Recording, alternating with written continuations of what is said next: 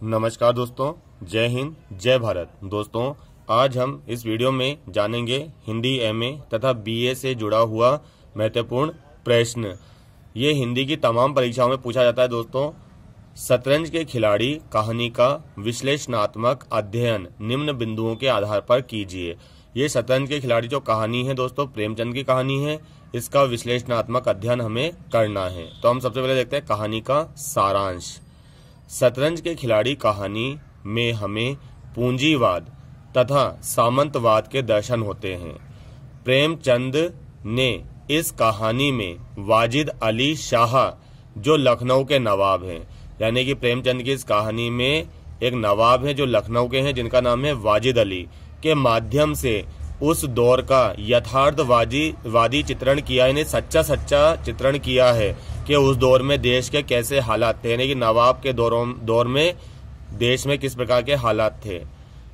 किया है कि उनके नवाबी काल में देश में व नगर में क्या हाल थे। सभी नगरवासी व मंत्रीगण संतरीगण भोग विलास में डूबे रहते थे। उन्हें देश सेवा से कोई सरोकार न था, यानी कि चाहे वहां के संतरी हो चाहे मंत्री हो, उन्हें देव सेवा से कोई मतलब नहीं था। प्रेमचंद ने अपनी इस कहानी में दो युवाओं, जिनका नाम मिर्जा सज्जाद अली और मीर रोशन अली, को माध्यम बनाकर कहा है कि उस नवाबी दौर में युवाओं के क्या शौक थे और क्या उद्देश्य थे। इन दोनों युवाओं को नगर से, देश से कोई लेना देना नहीं था। नहीं, दो युवाओं के माध्यम से उनने समस्त युवाओं का चित्रण किया है दोस्तों। किन्ने? कलम के सिपाही ने, नहीं प्रेमचंद जी ने। इन्हें नगर से, देश से कोई लेना देना नहीं था। मरे तो कोई मरे, जिए तो कोई जिए। ये दोनों बस शतरंज खेलने में अपना समय व्यतीत करते थे। जब नगर में कंपनी के सैनिक घुस आते हैं, तब इन दोनों को देश सेवा के लिए बुलाया जाता है। यानी कि जब लखनऊ नगर में, यानी कि नवाब के शहर में कंपनी यानी कि अंग्रेज घुस आते हैं, तब इन दोनों को देश सेवा के लिए बुलाया जाता है। किन दोनों को? मिर्जा सज्जाद को, मीर रोशन अली को। परंतु ये दोनों मस्जिद में जाकर छुप जाते हैं और शतरंज खेलते खेलते दोनों आपस में लड़ मरते हैं।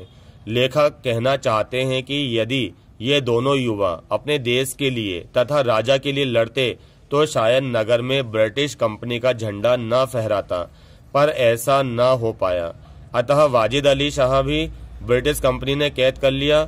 पूरा शहर बेशर्मी के साथ तमाशा देख रहा था, यानी कि दोनों युवाओं के साथ साथ जो नगर का नवाब था, राजा था, उसको भी कंपनी ने अपनी जब्त में ले लिया।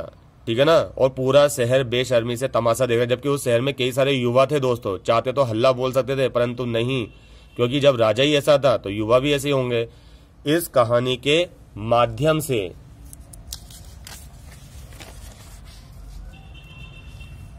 कहानी सम्राट प्रेमचंद ने उस काल के राजाओं व युवाओं तथा प्रजा अर्थात तीनों पर कटाक्ष किया है कि उस समय इन तीनों के निकम्मेपन ने कैसे देश को गुलाम बना डाला। अब हम देखते हैं कहानी का उद्देश्य। कहानी का मूल तत्व उद्देश्य ही होता है। तो प्रेमचंद की कहानी शतरंज के खिलाड़ी में देशभक्ति की भावना साफ साफ झलकती है, जो पाठकों के अंतर्मन को झकझोर कर रख देती है। प्रेमचंद की इस कहानी में स्वाभाविकता तथा यथार्थवाद, आदर्शवाद दोनों के लक्षण प्रतिलक्षित होते हैं। लेखक इस कहानी के माध्यम से देश के युवाओं को आजादी का महत्व तथा देश के लिए कुर्बानी क्या होती है समझाना चाहते हैं। प्रेमचंद ने इस कहानी के प्रमुख पात्रों जैसे वाजिद अली, जो अवध के नवाब हैं, तथा मिर्जा सज्जाद अली व मीर रोशन अली के माध्यम से देश काल वातावरण का सटीक चित्र अंकित किया है कि उस समय देश के हालात क्या थे, देश का वातावरण कैसा था। शतरंज के खिलाड़ी कहानी का उद्देश्य लोगों में देशभक्ति व समर्पण की भावना रखना है। लेखक कहते हैं कि देश के युवाओं को खेल तमाशे व आलस्य को त्याग कर उठ खड़े होना चाहिए। कब? विपत्ति की घड़ी में दोस्तों। अब देखते हैं हम कहानी में प्रासंगिकता।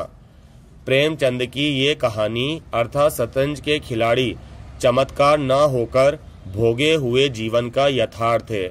ये जो कहानी है कोई तिलिस्मी कहानी नहीं है, कोई मनोवैज्ञानिक कहानी नहीं है, कोई चमत्कार नहीं है दोस्तों। ये देश काल वातावरण में भोगे हुए जीवन का यथार्थ है। इस कहानी में लेखक ने प्रसंगों के अनुसार पात्रों का चयन किया है। एक राजा के माध्यम से भारत के समस्त राजाओं व नवाबों पर कटाक्ष किया है। लखनऊ यानी कि अवध के नवाब वाजिद अली शाह के राज में पूरा शहर रंगशाला बन चुका है, नशे का अड्डा बन चुका था। उस समय के युवा किस प्रकार खेल की बिसात बिछाकर उनमें डूबे रहते थे। ये युवा खेल में अंग्रेजों के बिछाए खेल को समझ ही नहीं पाए, यानी खुद शतरंज खेलते रह गए, परंतु जो अंग्रेजों ने खेल बिछाया था, बिसात बिछाई थी, उसको समझ ही नहीं पाए। समझ भी क्यों पाते, क्योंकि वो पूरा नगर ही रंगशाला बन चुका था। और अपनी जागीरों व अन्य राज्यों को दूसरों को सौंप देते थे, यानी कि ऐसे राजाओं ने, ऐसे जमींदारों ने अपनी जागीरों को व राज्यों को अंग्रेजों को सौंप दिया। अर्थात हम कह सकते हैं कि प्रेमचंद की इस कहानी में उपयुक्तता, अनुकूलता तथा सुसंगति कूट कूट कर बिखरी हुई है। लखनऊ शहर का वर्णन लेखक ने इस तरह किया है, वह सजीव हो जाता है पाठक की नजरों में। कुछ ऐसी ही प्रासंगिकता हमें भारतेंदु हरिश्चंद्र की एकांकी अंधेर नगरी में भी दिख पड़ती है, यानी कि अंधेर नगरी में भी हमें देश प्रेम देखने को मिलता है, भ्रष्टाचार देखने को मिलता है। राजा ने किस प्रकार अंधेर राज्य फैला रखा है, यानी कि अंधेर का न्याय फैला रखा है, वो हमें देखने को मिलता है। उम्मीद है आज के वीडियो को पसंद आया होगा, समझ आया होगा। मेरे चैनल को लाइक करें, शेयर करें व सब्सक्राइब करें। धन्यवाद।